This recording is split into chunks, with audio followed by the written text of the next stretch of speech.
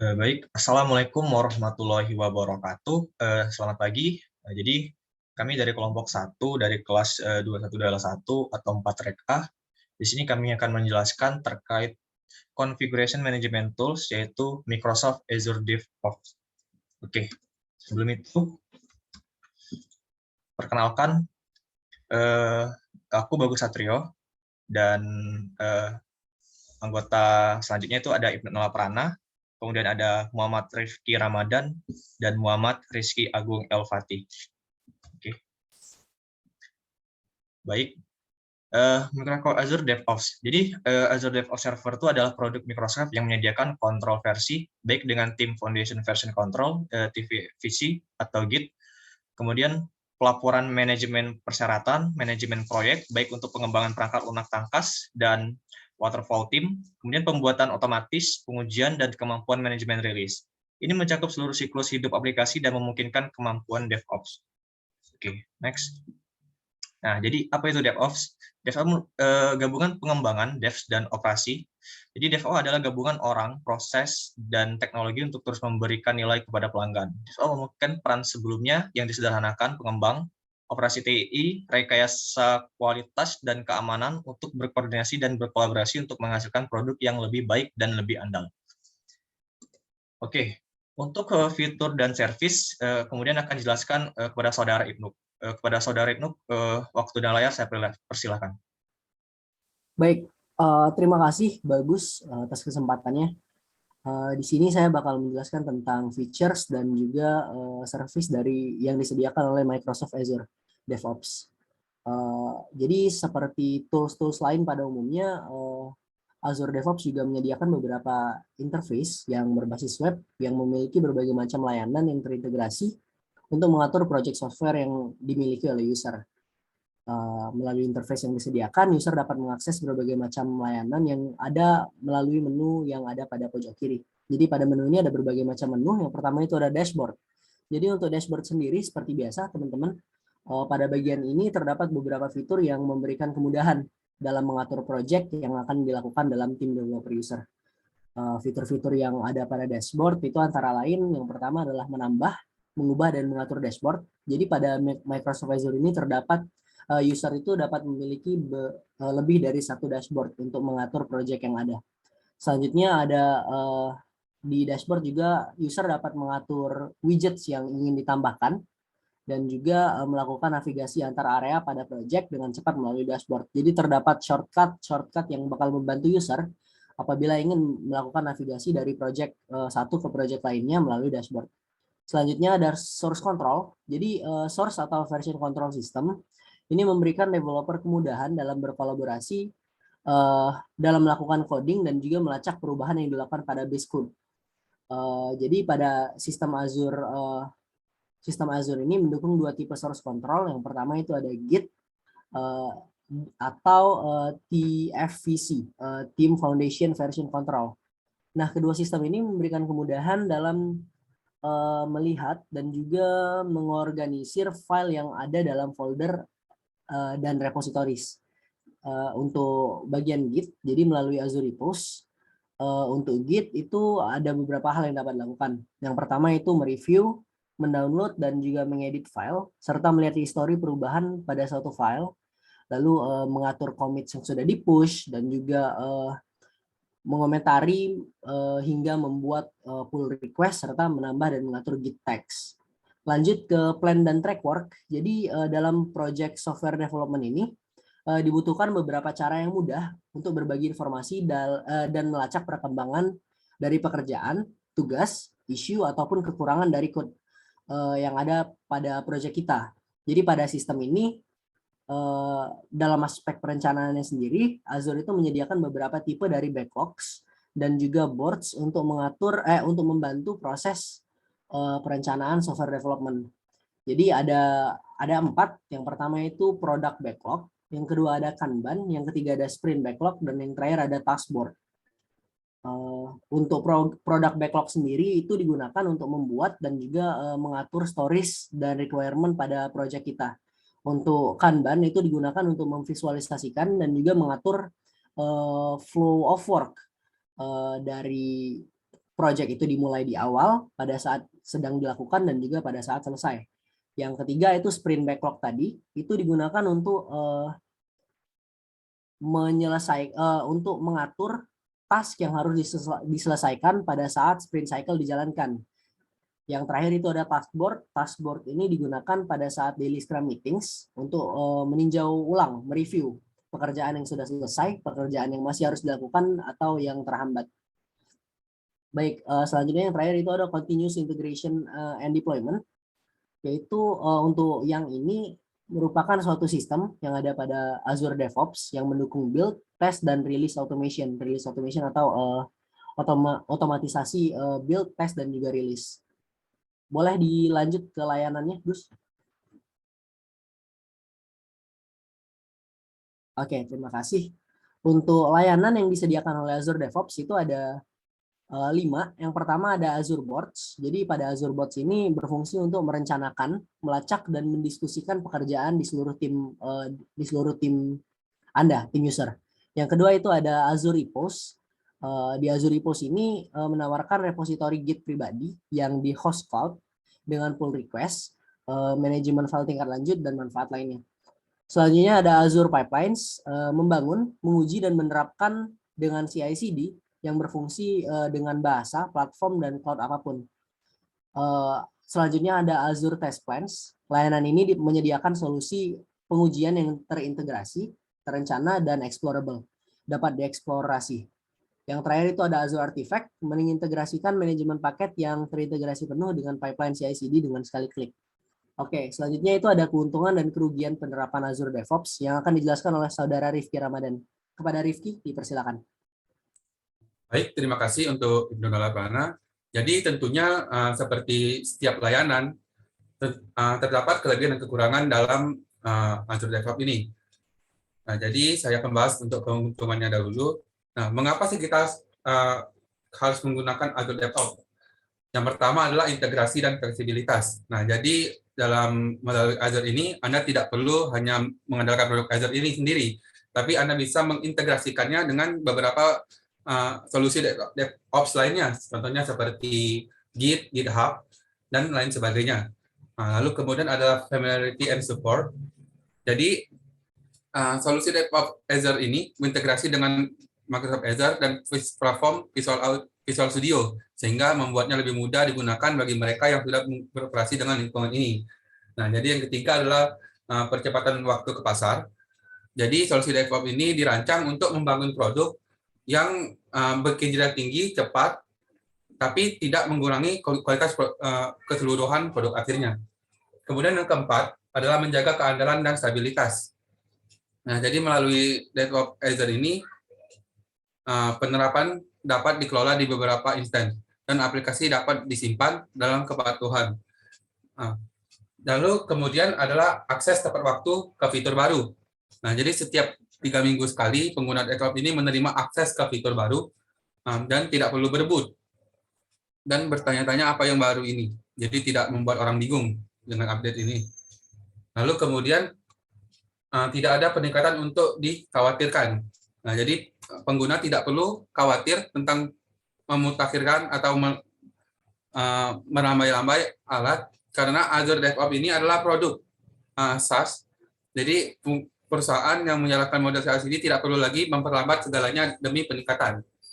Jadi kemudian untuk selanjutnya adalah terdapat dokumentasi yang mudah dipahami. Jadi dokumentasi dari Azure DevOps ini cukup mudah dipahami. Jadi tidak perlu sampai harus benar-benar kita pikirkan dan harus diteliti sangat lanjut. Kemudian untuk manajemen project ini membantu pengembangan perangkat lunak lebih cepat dan lebih mudah. Anda dapat menggunakan Azure DevOps Server dan dari awal project hingga sampai pembuatan manajemen lainnya, manajemen lab, pengujian, dan akhirnya sampai ke penerapan atau manajemen rilis. Lalu selanjutnya adalah repository kode. Jadi karena Azure DevOps ini mengirim repository kode tak terbatas, nah, jadi kalian dapat menyimpan semua kode Anda dalam satu perangkat lunak. Nah, lalu kemudian ada konsistensi data. Jadi karena memiliki sifat kode yang membingungkan, bahkan lebih buruk ketika kode berubah atau terhapus, atau misalnya melakukan migrasi kode pada data Anda, Azure DevOps ini dapat berintegrasi dengan SQL dan PostgreSQL di cloud untuk memastikan bahwa Anda bisa mendapatkan migrasi data tanpa hambatan. Anda dapat mentransfer data dan aplikasi yang ada dengan aman dan rasa takut. Panduan kami tentang pencadangan juga membantu jika Anda memerlukan solusi untuk mencadangkan data Anda. Nah, lalu kemudian untuk penerapan hibrida, jadi Azure DevOps ini dapat digunakan baik dalam cloud, di edge, atau di lokasi Anda sendiri. Lalu Anda dapat memilih apakah Anda ingin data Anda disimpan di server jauh atau mengaksesnya menggunakan perangkat apapun secara lokal di perangkat Anda untuk membuat pusat data terpusat. Nah, atas secara lokal, tapi di pusat data kecil di dekat sumbernya untuk mengurangi lalu lintas dari penggunaannya. Lalu kemudian adalah layanan kognitif. Nah, jadi ini membantu Anda untuk membangun aplikasi pintar, bahkan tanpa pengetahuan tentang pembelajaran mesin. Lalu kemudian cek kualitas. Nah, jadi untuk Azure DevOps ini akan membantu Anda memeriksa kemungkinan masalah saat Anda mengembangkan perangkat lunak, sehingga Anda dapat menghemat waktu, sekaligus menghasilkan lebih banyak aplikasi yang berkualitas tinggi. Nah, dan yang terakhir adalah keamanan. Jadi Anda dapat membuat akses yang lebih cepat, serta membuat keamanan lebih kuat di lingkungan yang berbeda melalui platform integritas terpadu Azure DevOps Server. Nah, ini dapat melindungi Anda dari 99,9% peretasan keamanan siber. Anda dapat menerapkan sistem masuk tunggal atau autentikasi multifaktor untuk melindungi data Anda dan memilih siapa yang dapat mengakses database.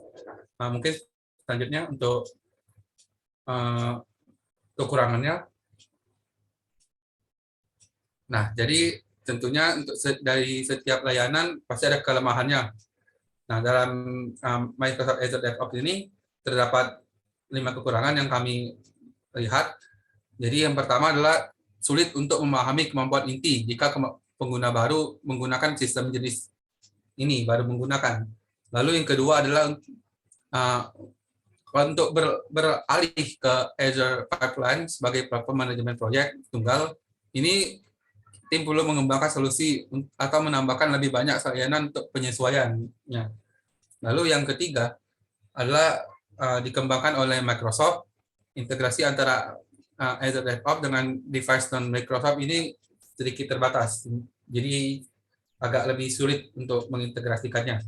Lalu yang keempat adalah extension ini, extension di Azure DevOps ini sayangnya masih sangat banyak yang sudah tidak up to date dan tapi tidak di take down. Nah, jadi ini sangat menyulitkan user pada saat proses penggunaannya. Lalu yang terakhir adalah memiliki beberapa bug kecil dan membutuhkan device yang lumayan mumpuni agar pengalaman menggunakan Azure DevOps ini tidak terganggu. Baik, itu saja dari kelemahannya. Selanjutnya untuk demo tools, ini akan dijelaskan atau dipraktekkan langsung oleh Muhammad Istiagung Al-Fatih. Pada Istiagung, saya persilakan. Baik, terima kasih kepada Rifki Ramadan. Baik, untuk penggunaan tools-nya, boleh host tolong diizinkan saya buat share screen.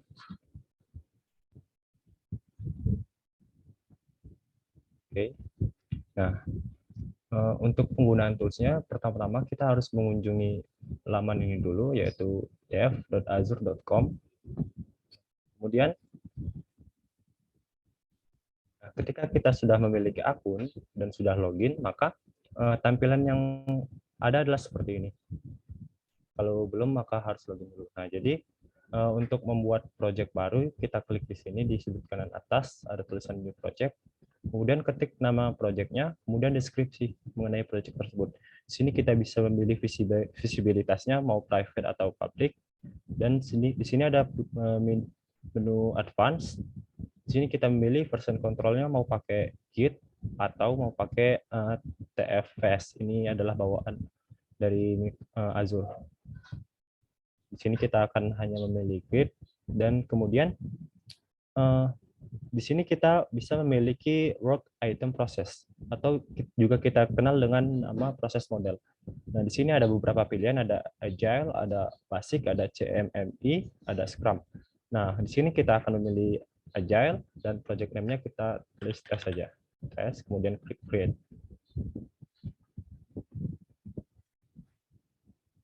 Oke, tunggu. Nah, setelah create, beginilah tampilan project pada saat awal inisialisasi. Nah, di sini kita bisa mengundang siapa saja member yang akan ditambahkan kepada project ini. Bisa nah, di sini ada pilihan, ada Ibnu, Muhammad Rizky Ramadan, ada Bagus. Bisa kita tambah. Contohnya gini. Nah, oke. Begitu saja untuk bagaimana cara membuat projectnya. Di sini kami sudah memiliki satu contoh project yang telah kami buat. Jadi di sini project yang telah kami buat ini membersnya ada 5, ada saya sendiri, ada Bagus, ada Ibnu, ada Rifki. Nah, setelah itu di sini ada menu board. Nah, boards ini fungsinya untuk apa? Jadi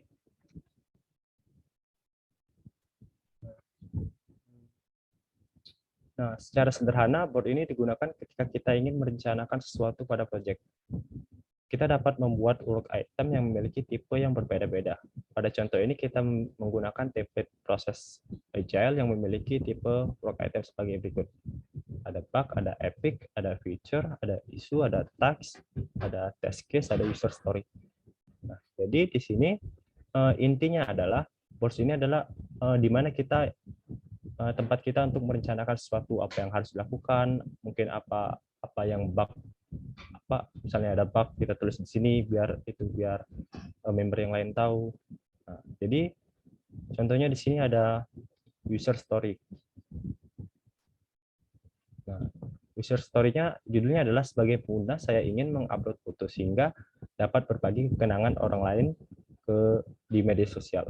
Jadi apa itu user story? Nah, di sini dijelaskan masing-masing definisi dari work item itu. Yang pertama adalah epic. Jadi epic itu adalah user story yang sangat besar, yang nggak mungkin diestimasi seberapa besar effort yang diperlukan. Effort itu bisa waktu, bisa tenaga. Nah, contohnya epic itu inisiatif bisnis yang harus dicapai. Ini misalnya dukungan mobile, integrasi dengan external service dan mengimplementasikan arsitektur baru. Nah, yang kedua ada work item feature. Feature ini merepresentasikan komponen software dan mencerminkan service atau layanan yang memenuhi kebutuhan stakeholders atau pemegang stakeholders ini pemegang jabatan gitu. Jadi misalnya contohnya ini bisa menambahkan fitur keranjang belanja, fitur pencarian, fitur rekomendasi. Nah, contohnya gini. Nah, di sini kan ada user story. Nah, user story itu adalah persyaratan informal dan singkat, biasanya 3 kalimat yang ditulis dari sudut pandang end user. Jadi dia adalah persyaratan informal yang ditulis oleh sudut pandang end user. Nah, contohnya 3 kalimat itu adalah yang pertama template-nya gini. Yang pertama dia sebagai apa? Di sini dia sebagai pengguna. Kemudian dia ingin sebuah fitur. Nah, yang kalimat kedua itu adalah fitur. Dia ingin fitur mencari produk dengan langsung mengetikkan nama produknya. Nah, yang kalimat terakhir itu adalah advantage yang didapatkan. Jadi sehingga tidak perlu lagi mencari satu persatu. Nah, ini juga ada pengguna yang ingin fitur upload foto sehingga dapat berbagi kenangan ke orang lain. Nah, di sini ada feature, ada user story. Jadi ada sebagai pengguna dia ingin mengupload foto sehingga dapat berbagi kenangan ke orang lain di media sosial. Nah, di sini kita bisa menambahkan related work. Jadi apa sih yang berhubungan dengan user story ini? Nah, di sini ada child-nya, ada anaknya. Di sini adalah upload foto. Jadi fitur yang upload foto ini berhubungan dengan user story tadi. Karena dari user story tadilah feature upload foto ini ditambahkan. Nah, di sini ada deskripsi, bisa kita isikan deskripsinya apa, dan bisa diskusi. Di sini bisa kita set prioritasnya gimana, ada 1, 2, 3, 4, effortnya, terus business value, dan yang lain-lain. Nah, setelah itu dari feature ini kita bisa tambahkan task. Contohnya ini. Task atau tugas ya, tugas yang lebih kecil dari feature tadi. Pertama misalnya kita harus membuat desain UI-nya dulu untuk upload foto. Oke, nah sekarang misalnya dari fitur tadi nih, oh ternyata ada bug nih, bisa kita tambahin bugnya. Misalnya di sini kita lihat, oh, ternyata ada bug. Bukan bug sih, seperti itu aja, warning aja. Misalnya fotonya harus di bawah 512 KB biar storage-nya nggak cepat penuh gitu. Nah, seperti itu aja untuk boards. Intinya dia adalah tempat kita untuk merencanakan sesuatu pada software yang telah kita buat. Nah, setelah itu dari board ini kita punya repository. Nah, sebenarnya kalau pertama kali kita membuat project-nya, repositorinya masih kosong. Filenya masih akan seperti ini. Contohnya kita akan membuat repository baru. Nah,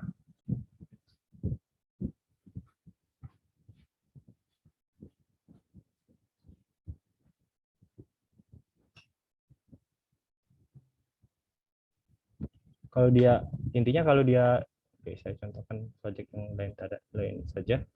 Nah, contohnya project test ini. Nah, kalau masih kosong, maka halaman yang ditemukan adalah seperti ini. Jadi test is empty, add some code. Kita bisa import repository dari GitHub. Di sini kita pilih repository type-nya adalah Git, kemudian clone URL yang ada di GitHub. Contohnya di sini kita clone import simple calculator yang telah saya buat di GitHub. Kita copy clone URL-nya, kemudian kita masukkan ke, setelah itu kita klik import. Oke, tunggu.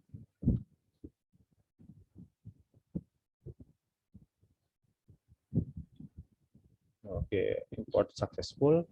Kemudian kita klik here. Nah, setelah itu kita akan mendapatkan repository dari GitHub yang telah kita import. Di sini ada class main.java. Oke, nah begitu saja untuk bagaimana cara mengimport repository dari GitHub. Kemudian dari sini, nah kita bisa melakukan branch, membuat branch dari branch utama kita, yaitu branch master. Nah, disinilah version control-nya berjalan. Jadi di sini kan kita sudah punya main branch utama kita namanya main, kemudian, nah inilah source code-nya. Nah, misal nih dari branch utama ini ada user yang ingin menambahkan fitur baru gitu. Misalnya kita ingin menambahkan fitur baru, jadi kita alih-alih daripada langsung mengedit ke brand utama, itu sangat tidak disarankan ya langsung coding dari brand utama, tapi kita harus bikin brand baru terlebih dahulu. Contohnya kita bikin tes saja ya, tes saja. Oke. Nah, ini based on main, kita create. Ini kode yang kita dapatkan itu sama persis dengan brand utama tadi. Nah, setelah itu, misalnya kita ingin menambahkan fitur. Nah, bagaimana kita ingin menambahkan fiturnya? Jadi, kita bisa langsung menambahkan kodenya langsung dari browser seperti ini, langsung edit. Misalnya, kita tambahkan sprint. Misalnya kita tambahin halo di sini. Halo. Nah, kita bisa commit ini, dia akan commit ke branch yang tes aja ini. Jadi dia tidak akan mengganggu branch utama tadi, branch main. Nah, setelah kita commit, kita kasih komen apa yang terjadi di perubahan yang terjadi. Oke.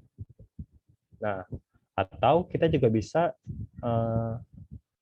mengubahnya dengan cara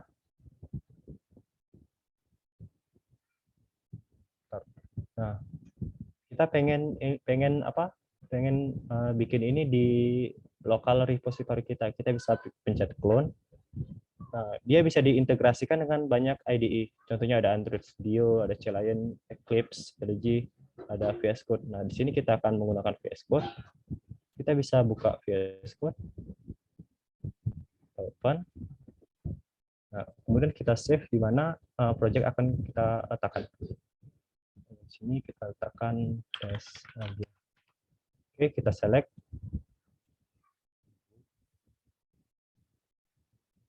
Open.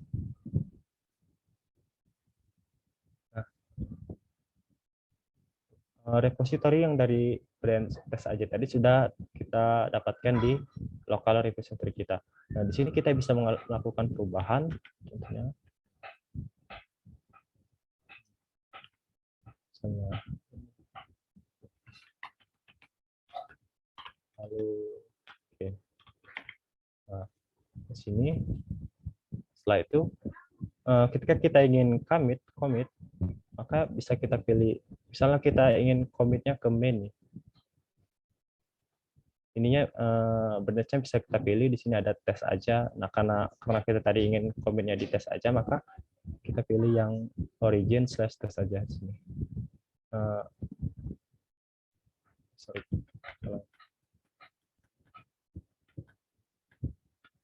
Ini kita pilih yang ini dulu, tes aja. Nah, kemudian baru kita, di sini kan udah ada halo tadi itu, halo yang pertama kita buat di browser. Kemudian ini ada yang halo kedua, halo kedua. Nah, di sini bisa kita commit. Cara commitnya adalah bisa langsung dari ini ya, dari apa, extension source control, bisa kita pencet tanda ini, tanda apa ini, tanda checkout. Nah, kemudian kita kasih message commitnya apa, misalnya tes. Oke, kita enter. Setelah itu dia akan berjalan. Nah, kemudian bisa kita lihat dari browser kita tadi.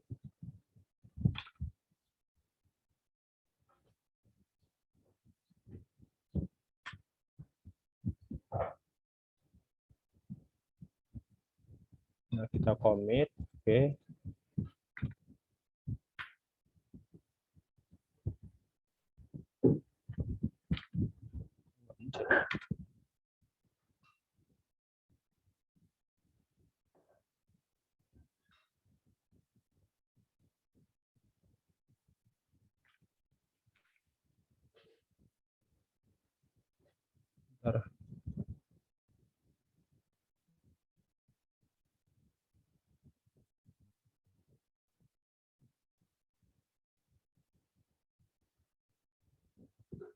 Nah, intinya seperti itulah. Tapi, nah, setelah ada perubahan dari branch yang kita buat tadi, misalnya kita menambahkan ini, sistem halo ini, halo, terus kita bisa membuat pull request. Bisa kita akses dari sini atau bisa kita buat dari sini. Nah, kita bisa bikin pull request dari branch test aja ke main. Nah, ini bisa kita tulis title-nya apa misalnya. Ini print misalnya. Print, kemudian deskripsinya apa, jelaskan apa yang terjadi pada brand tersebut. Ini bisa kita menambahkan teks, bisa menambahkan reviewer. Kemudian bisa kita create. Nah, setelah itu, setelah kita bikin pull request, nah, administrator project ini akan melihat pull request tersebut. Dia bisa mereview, dia bisa lihat nih, oh, apa yang terjadi, perubahan yang terjadi pada file main.java tersebut. Contohnya di sini kita bisa melihat pada baris 11 kan sebelumnya kosong. Sekarang di perubahan yang terbaru itu ada ditambahkan print seperti ini. Nah, setelah memastikan bahwa tidak ada file yang konflik atau kode yang dibuat itu aman, yang di request itu aman, maka administrator project ini bisa meng-approve pull request tadi. Di sini ada banyak pilihan, ada approve, ada dengan suggestion, ada wait for author, dan ada reject. Oke, misalnya di sini kita akan approve karena sudah kita review, tidak ada masalah. Kita bisa merging. Nah, merging dari branch tes aja tadi ke main. Nah, di sini ada beberapa tipe merging, ada merge aja, ada squash commit, ada rebase, ada fast forward, ada semi linear. Nah, bedanya apa? Jadi bedanya di sini. Nah, kalau dia merge commit, dia itu akan commit history dari feature brand atau brand tes aja tadi ya. Contohnya di sini, misalnya ada D sama E. Nah, dia itu akan tetap disimpan. Kemudian branch dari tes aja tadi, commit historinya itu akan ditambahkan ke master atau main. Jadi dia akan menambahkan extra dummy commit. Kenapa disebut dummy? Karena biasanya extra dummy commit tersebut itu tidak terlalu diperlukan. Jadi dia itunya akan tidak linear dia. Nah, jadi riwayatnya non linear karena dia dari sini kan, dari dia ngikut commit history dari feature kemudian ke main. Misalnya ada fitur baru lagi nih, misalnya G, dia bakal ngikut lagi ke sini gitu. Nah, selanjutnya adalah squash commit. Ini adalah apa? Jadi feature tadi yang branch test aja tadi, dia history commit itu akan dimasukkan, di combine ya, digabungkan dengan branch main atau master kita tadi.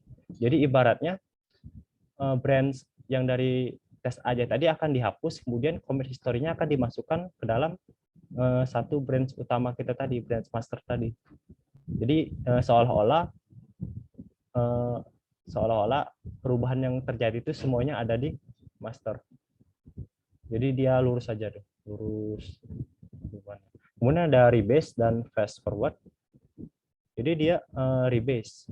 Nah, kan tadi kan ada master nih, misalnya ada master, ada F dan G. Kemudian feature, ini branch yang lain adalah D dan E. Nah, kemudian ketika feature ini membuat repository dari master tadi, ternyata brand master tadi sudah membuat perubahan yang baru, yaitu F dan G. Nah, setelah dia branch feature ini membuat pull request, maka yang terjadi adalah yang D tadi itu langsung ditambahkan ke master. Nah, setelah itu ada semi linear. Ini semi linear ini adalah gabungan dari rebase dan merge. Jadi contohnya gini. Nah, ini kan ada merge nih. Ini merge tipenya karena dia tidak linear. Nah, setelah itu dia di rebase, ketika ada perubahan yang baru, maka dari branch yang feature tadi dia akan langsung ditambahkan di depan dari branch utama kita tadi. Oke. Nah, setelah itu misalnya kita pilih yang merge biasa aja ya, langsung complete. Oke. Nah, setelah itu kita bisa lihat nih pada repository branch di main kita bisa lihat commit history-nya. Nah, lihat nih. Di sini ada merge pull request 5, judulnya adalah print. Nah, kita bisa lihat apa yang perubahan yang terjadi. Di sini juga kita bisa lihat bagaimana grafnya nih. Nah, ini kan kita pakainya merge yang biasa aja ya, yang non linear. Kita bisa lihat nih, dia tidak lurus grafnya, dia belok-belok gitu. Oke. Setelah itu bisa dilanjutkan, saya kembalikan kepada moderator. Baik, terima kasih kepada Saudara Agung. Mungkin penjelasan dari kami terkait Configuration Management Tools Microsoft Azure DevOps sampai ini. Terima kasih. Mohon maaf apabila ada kesalahan. Kami akhiri. Wassalamualaikum warahmatullahi wabarakatuh. Selamat pagi. Waalaikumsalam.